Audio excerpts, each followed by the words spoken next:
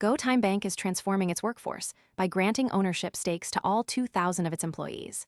This move is part of a broader strategy to align employee goals with company objectives as the bank expands globally. The digital lender, backed by South African billionaire Patrice Motsepe, is giving every employee a direct financial stake in the company. This initiative is designed to increase dedication, reduce turnover, and foster a stronger sense of purpose. The decision comes as Tyme Group, the parent company based in Singapore, continues to grow across South Africa and Southeast Asia, including operations in the Philippines, Vietnam, and Indonesia. The rationale is straightforward. When employees have a financial interest in the company, they are more likely to work toward its success. This is not just a symbolic gesture.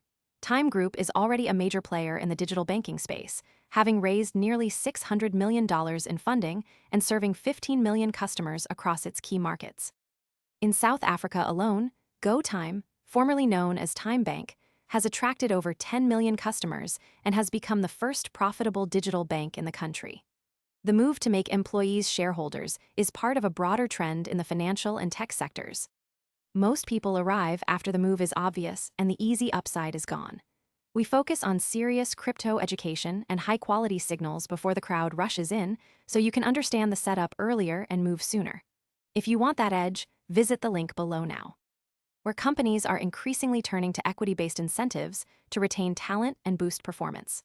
GoTyme's ownership structure is already diverse, with major shareholders including Patrice Motsepe's African Rainbow Capital, which holds a 40% stake.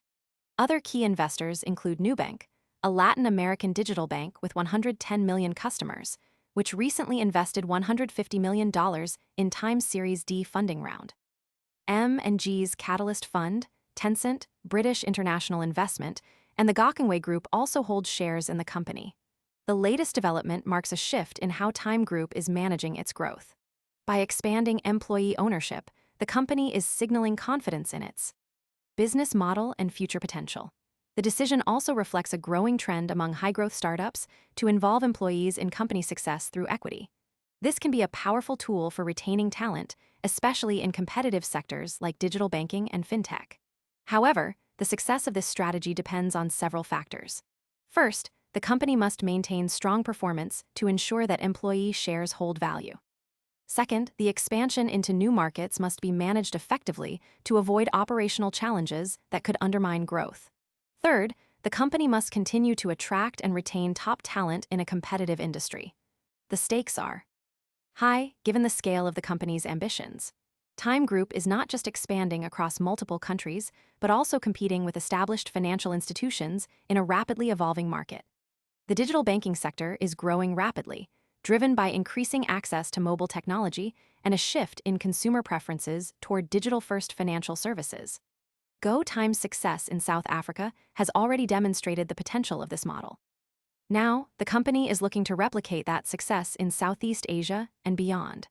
The next signal to watch is how this employee ownership model affects key performance indicators such as employee retention rates, customer. Most people arrive after the move is obvious and the easy upside is gone. We focus on serious crypto education and high-quality signals before the crowd rushes in, so you can understand the setup earlier and move sooner.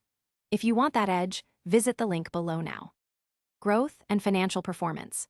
If the strategy proves successful, it could serve as a blueprint for other companies in the fintech and digital banking sectors.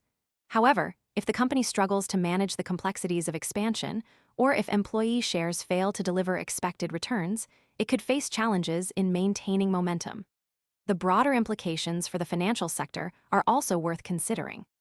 As more companies adopt employee ownership models, we may see a shift in how companies approach talent management and financial incentives. This could lead to new investment opportunities and reshape the competitive landscape in digital banking and fintech.